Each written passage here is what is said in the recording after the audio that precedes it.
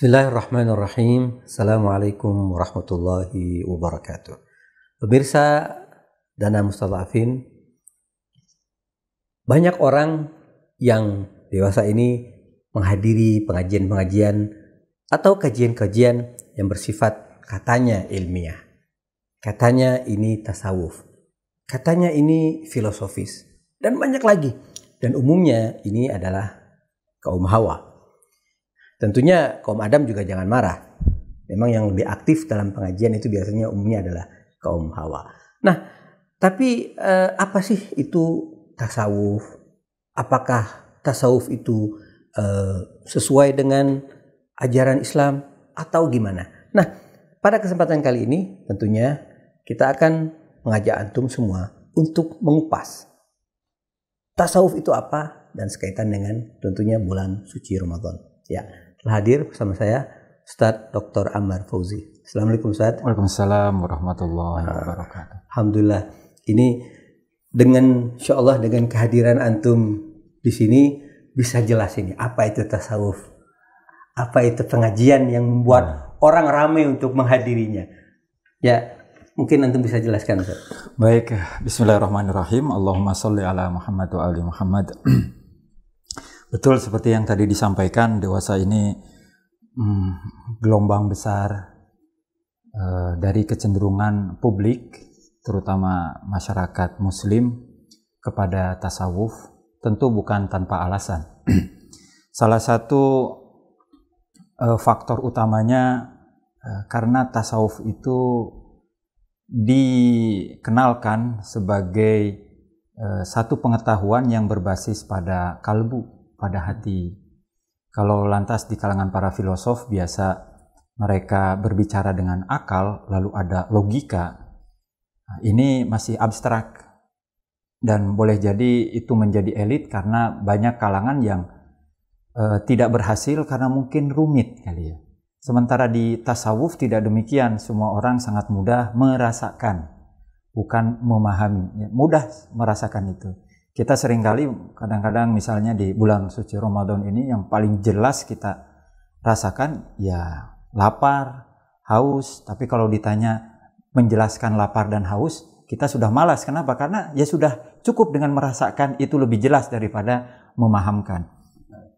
Nah, ini yang membuat publik lebih mudah lagi menyerap tasawuf. Kalau kita ingin membatasi tasawuf itu sendiri, sudah akan sangat panjang lebar sekali. Sebagian sufi bahkan melaporkan atau menginventarisir makna tasawuf itu bahkan sampai 2000 makna dari tasawuf. Saya kira ini angka yang berlebihan, ya. Fantastis sekali. Ini hanya untuk menjelaskan betapa banyak dan beragamnya makna tasawuf itu sendiri. Nah, mungkin yang paling sederhana yang bisa kita pahami terkait dengan tasawuf, utamanya di Indonesia, itu kerap diidentikan dengan dua. Tasawuf itu diasosiasikan dengan tarikat, yang biasa di sana ada komunitas, entah itu tentu saja terbatas dan sangat eksklusif, tertutup. Di dalamnya ada syekh, mursyid, guru gitu. Kemudian ada jamaah yang tentu saja akan mendapatkan arahan dari mursyid tadi. Nah, perlu juga kadang-kala sebagian mendisiplinkan tarikat-tarikat ini sehingga kita kenal bagaimana NU mendata tarikat-tarikat di Indonesia yang kurang lebih sampai sekarang oleh Jatman. Itu singkatan yang entah kepanjangannya apa itu ya. Jatman NU. Yang waktu itu masih dipimpin oleh Habib Lutfi bin Yahya. Ada sekitar 48 di Indonesia sendiri, dan kebanyakan dari luar ya, yang kemudian berkembang di Indonesia. Nah, selain dari 48 tentu saja ada yang tidak terdata oleh Jatman ini atau tidak terlegalisir. Bukan hanya didata tapi dilegalisir. Nah, yang tidak terlegalisir bukan lantas kita simpulkan berarti itu ilegal, tidak demikian. Nah, dari makna ini saja bisa kita pahami bagaimana masyarakat di Indonesia itu kecenderungan kepada tasawuf itu lebih condong untuk bergabung dengan tarikat-tarikat ini. Nah, tentu saja syarat utamanya yaitu guru tadi. Saya juga sempat berkunjung ke salah satu tarikat. Biasanya kalau ada komunitas kemudian digelar forum atau istilahnya zawiyah, ya mereka akan berbasis pada buku. Jadi ada buku pegangannya. Ternyata di sebagian itu tidak punya buku. Bahkan mursyidnya itu pun tidak paham bahasa Arab. Jadi saya sendiri tidak mengerti bagaimana ini akan dibimbing masyarakat oleh mereka. Tapi itulah fakta yang terjadi di Indonesia, dan kebetulan tarikat ini juga tidak terverifikasi oleh Jatman. Nah, ini makna pertama dari tarikat yang kebetulan di negeri lain seperti misalnya di Iran tidak dikenal, ya paling 1-2 saja ada, tetapi tidak dikenal. Dan kebetulan juga tarikat ini pada banyak kasus, bukan berarti paling banyak atau lebih banyak kasus tidak sedikit yang justru berkembang di dalamnya budaya yang bahkan tidak sesuai dengan ajaran Islam. Tidak lagi memperhatikan hukum-hukum Islam, padahal yang sesungguhnya, tasawuf yang sesungguhnya berdasarkan sejak titik awal komitmen pada syariat, komitmen pada hukum-hukum. Jadi kalau dari awal dengan alasan sudah sampai kepada hakikat lalu dihancurkan dasarnya, itu sama saja meruntuhkan bangunan yang sudah tinggi, maka orang jatuhnya lebih keras lagi. Nah, ini sayangnya masyarakat kita sebagian yang awam itu ya begitu mudah percaya sehingga mengikuti, ya, dengan dalih katakan dari mursyidnya saya sudah bertemu dengan Nabi, ya. Kemudian dia memesankan kepada saya agar ibu atau bapak mensedekahkan untuk membangun zawiyah ini. Sebagian bahkan lebih lebih kotor lagi menyampaikan bahwa saya sudah berjumpa dengan Nabi dan memesankan kepada saya untuk menikahi ibu yang kebetulan saat itu sudah bersuami. Kadang-kadang ibunya bingung bagaimana ini. Saya percaya dengan mursyidnya, tapi ajarannya dia sudah belajar tahu bahwa tidak mungkin dia melakukan hubungan karena sudah berstatus istri. Ya caranya bercerai tanpa ada alasan apa-apa. Jadi karena itu pula di dalam tasawuf juga diberi catatan agar bagaimana untuk masuk ke mengamalkan tarikat bersama para mursyid.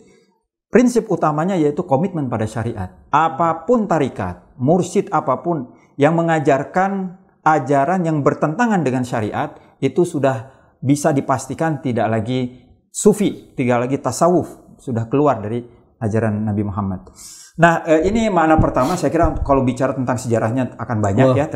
Terlalu panjang, Ustaz. Kita waktunya juga gak panjang. Ya. Ada yang kedua, yang kedua dari tasawuf itu yaitu akhlak.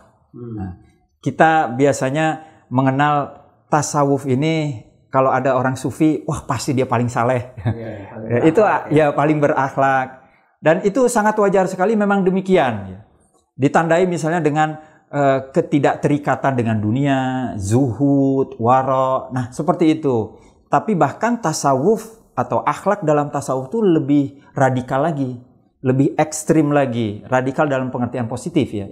Bila kita bandingkan dengan akhlak yang biasa kita pelajari di ilmu akhlak. Karena itu tingkatan akhlak juga beda-beda, dan yang paling inti akhlak atau paling dalam akhlak itu ada pada tasawuf. Kalau akhlak di ilmu akhlak itu hanya ditandai dengan bagaimana kita berperilaku baik dan soleh, gitu ya. Senyum, memberi penghormatan, toleran. Tapi ada lagi akhlak yang lebih dalam dari itu, yaitu akhlak batin. Bagaimana dia berakhlak dengan Allah Subhanahu wa Ta'ala. Akhlak yang pertama itu bagaimana dengan diri kita, bagaimana dengan sesama kita, tapi bagaimana kita berakhlak dengan Allah dalam kerahasiaan, dalam kebatinan.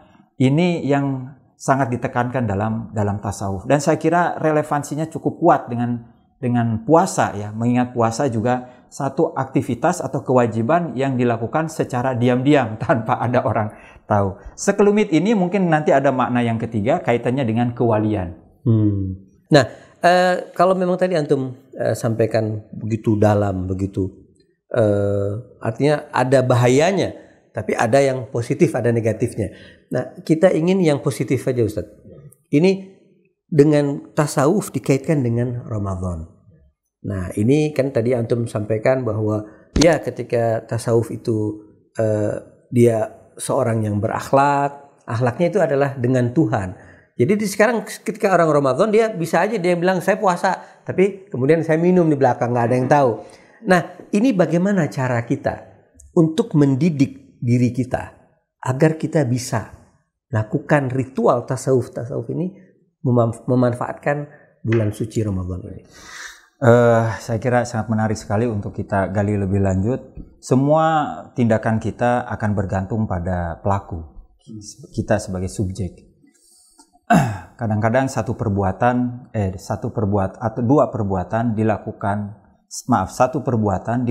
oleh dua orang yang berbeda, nilainya bisa jadi berbeda. Satu sholat, sama-sama sholat, tapi dilakukan satu oleh orang beriman, satu lagi oleh orang munafik, sama-sama berdiri di belakang Nabi Muhammad, nilainya berbeda. Sekalipun, sekali lagi, berjamaah bersama Nabi Muhammad, sholatnya satu, bahkan boleh jadi yang munafik bisa lebih khusyuk kelihatannya, tapi nilainya bisa berbeda. Itu kenapa ditandai dengan pelakunya. Karena itu untuk persoalan ini saya kira perlu kita kembali kepada diri kita. Kalau kita merujuk kepada makna yang kedua dari tasawuf tadi, yaitu bagaimana kita berakhlak batin kita dengan Allah Subhanahu wa Ta'ala, maka kita bangun hakikat batin kita dalam kerangka hubungan kita dengan Allah. Yang paling menonjol posisi kita dengan Allah yaitu hamba. Dan seringkali kita lupa tentang kehambaan kita. Bahkan mungkin seringnya kita ingat kita tuan. Kita memutuskan sendiri itu sudah menjadi tuan. Ingin independen, ingin berdiri di atas kaki sendiri, itu sangat mulia sekali ya. Kalau kita dengan sesama, apalagi dengan musuh ya.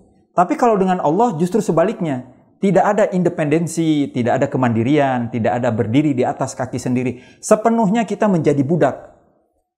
Sepenuhnya kita menjadi hamba. Nah, karena itu pula ada kaitannya dengan Ramadan, khususnya dengan puasa, itu ada satu hadis yang dikemukakan oleh Imam Ja'far As-Shadiq alaihi salam terkait dengan sebab atau hikmah atau falsafah puasa. Jadi kalau di situ ada illatus siyam, sebab puasa, sebab di sini juga bisa diartikan falsafah. Karena makna dari falsafah salah satunya menggali sebab-sebab sesuatu. Jadi salah satu falsafah puasa disebutkan yaitu li'irfani masil ju' wal atas. Untuk kita tahu dengan menggunakan kata irfan di situ. Mas, bagaimana kita disentuh, bukan hanya misalnya dipukul, dihantam oleh rasa lapar dan haus, tapi sekedar disentuh oleh rasa lapar dan haus. Imam Ja'far Shadiq menggunakan kata irfan yang sesungguhnya padanan untuk tasawuf. Dan justru kalau dalam sejarahnya irfan itu lebih murni dan kesannya lebih positif daripada tasawuf yang ada kalanya berbau negatif, ada kalanya, tidak seluruhnya. Nah, lantas dilanjutkan oleh Imam Ja'far Shadiq, liyakuna al-abda dhalilan, agar seorang hamba itu menjadi dhalil. Nah, ini perlu disoroti hamba. Beliau tidak mengatakan liyakuna rajul, liyakuna al-mar'a. Tidak mengatakan seperti ini, tapi menggunakan kata al-abd. Kemudian dilanjutkan dhalilan, agar hamba ini menjadi rendah. Ada banyak makna ini sebelum ke dhalil, tapi kita gali coba kira-kira abd itu sendiri apa. Dan Nabi Muhammad dalam Al-Quran disebut dengan abd. Syahadat kita yang pertama sebelum dinyatakan beliau oleh kita sebagai kesaksian kita sebagai Rasul, abduhu wa rasuluh. Jadi kata abd ini sangat tinggi sekali dan itu digali dalam tasawuf sangat indah sekali. Berbasis pada penggalian kata saja. Umumnya kita mengenal kata abd, lalu diperlunak dengan terjemahan hamba. Padahal kalau lebih ekstrimnya harusnya budak. Biar kita tahu betul, meresapi budak itu hina. Sehingga kata adzalil itu lebih mengena daripada hamba itu kayaknya masih toleran gitu ya. Nah, dalam bahasa Arab Abad itu juga digunakan untuk jalan. Misalnya abadut tariq. Ar-rajul abadat tariq. Orang itu meluruskan. Bukan hanya meluruskan, tapi meratakan sampai lembut, sampai mulus ya. Jadi kita senang sekali sekarang Ustadz Muammar dari Bogor, saya dari Purwakarta, pasti kita pilihnya tol. Itu ada dua kemungkinan tol itu. Kita pilih tol karena dia jalannya mulus. Yang kedua lancar, nggak ada macet. Kita ingin seperti itu, menuju Allah itu seperti tol yang pertama mulus, yang kedua tidak ada kemacetan. Walaupun mahal, itu nggak apa-apa, resiko itu. Nah, ketika kita menggunakan kata hamba, abad dalam bahasa Arab, itu harusnya kita pun abadtu nafsi, meluruskan, memuluskan diri kita di hadapan Allah Subhanahu wa taala, sehingga ketika kita berjalan betul-betul tidak ada kemacetan, lancar dan enak jalannya. Nggak ada ganjalan. Coba kalau misalnya kita masuk ke gang yang banyak polisi tidurnya. Bukan hanya motor kita harus berhenti, capek, air yang mengalir aja bisa tersendat gitu. Nah, kalau kita tidak berhasil meratakan diri kita, memuluskan diri kita sampai lurus, jalan kita menuju Allah itu tersendat-sendat. Banyak hambatan-hambatan, kendala tadi ya, ganjalan-ganjalan, polisi tidur kita bikin sendiri sebanyak-banyaknya. Akhirnya kita boleh jadi tidak sampai ke menuju Allah. Saat itu kita sebenarnya bukan menjadi hamba. Sudah merusak diri kita sendiri. Karena itu apa sih ganjalan-ganjalan ini, polisi-polisi tidur kita ini? Yaitu keinginan diri sendiri. Allah sudah punya keinginan dituangkan dalam kitab suci, hadis Nabi. Kita bikin keinginan sendiri. Yang asalnya misalnya tasawuf itu yaitu untuk lebih komitmen menjadi hamba. Dia bikin aturan sendiri. Di luar keinginan Allah. Allah sudah melapangkan. Anda ingin jadi Tuhan, ingin dekat dengan kami, jadilah hamba. Yaitu tidak membuat ganjalan-ganjalan tadi. Sehingga jalan kita betul-betul lurus. Air yang kita bawa mengalir dengan mudah. Itu seorang hamba. Yaitu dengan hati kita tidak ada ganjalan di dalam diri kita. Dan di dalam Al-Quran itu demikian juga ya. Mensifati seorang mukmin, apapun yang diputuskan oleh Allah, tidak ada haraj. Tidak ada ganjalan di hati. Mudah sekali. Tidak ada beban untuk menerimanya. Saya kira mungkin ini cara yang salah satu cara untuk bagaimana menjelaskan kata hamba. Satu lagi, bagaimana di bahasa Indonesia budak itu dalam bahasa Melayu diartikan dengan. Jadi kata dengan itu, Ustadz, itu ternyata di dalam Melayu itu artinya budak. Dan kata dengan itu mengawali Bismillahirrahmanirrahim. Bismillah, dengan nama Allah. Gali dalam kata dengan dalam bahasa Melayu, lihat di buku kita pun, ya di kamus kita pun, artinya budak. Jadi kita tidak akan memulai Bismillah sampai bertemu dengan nama Allah, kemudian dengan Allahnya, kemudian dengan Rahmanir-Rahim, kecuali kita menyelesaikan posisi kita sebagai budak, yaitu hamba. Mudah-mudahan ini bisa menjadikan orang-orang ini menjadi budak-budak ya. Pemirsa, kita sudah di akhir obrolan kita. Budak yang tadi disampaikan oleh Ustadz Ammar Fauzi ini seringkali diartikan negatif. Orang yang tidak memiliki kepribadian, orang tidak memiliki apapun. Ya, ketika kita di hadapan manusia, kita adalah orang yang merdeka. Tapi ketika kita di hadapan Allah, kita tidak memiliki kemerdekaan. Kita adalah budak Allah. Oleh karena itu, Ramadan mengajarkan kita untuk kembali kepada Allah. Jadilah budaknya Allah Subhanahu wa taala. Terima kasih. Assalamualaikum warahmatullahi wabarakatuh.